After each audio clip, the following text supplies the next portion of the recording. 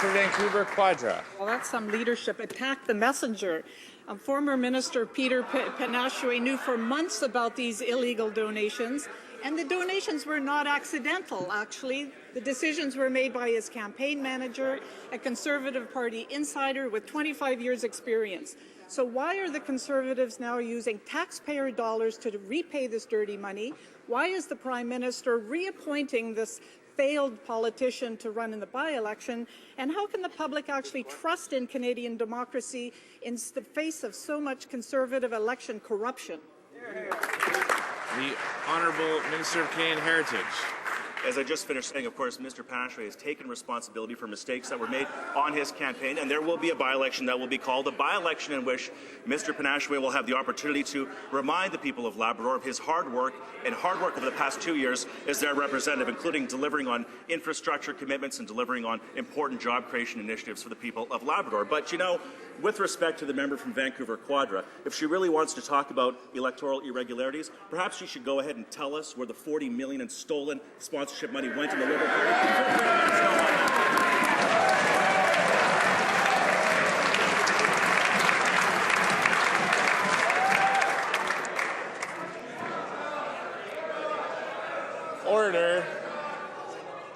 Order. The Honourable Member for Vancouver Quadra. Wow, that was a stretch.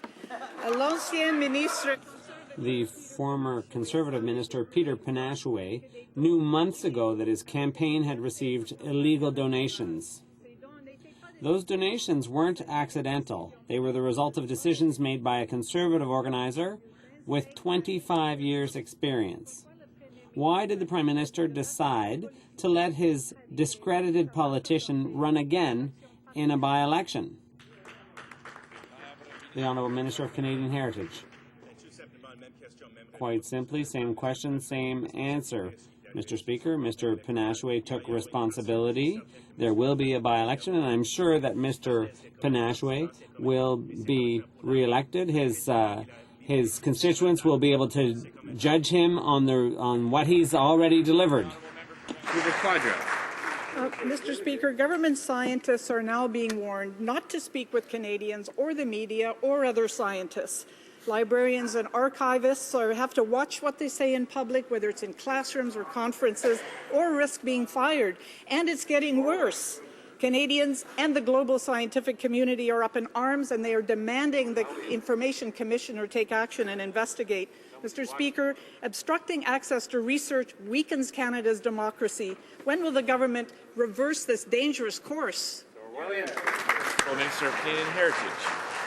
Mr. Speaker, it's simply not the case. I mean, for example, the issue of Library and Archives Canada. Library and Archives Canada, for which I'm responsible as Minister, she should have her critic invite Daniel Caron to come before the Parliamentary Committee to talk about this. They put forward a directive to their own staff, independent of the government. I was not briefed on it. It's their decision. Library and Archives Canada has a code of conduct with their employees that does not bar them from being involved or expressing views publicly. They can do so. And if my honourable colleague or the critic for Heritage wants to have a more thorough conversation on this outside of 35 seconds, they should feel free to invite Daniel Caron to the committee, who will explain that her question is bunk.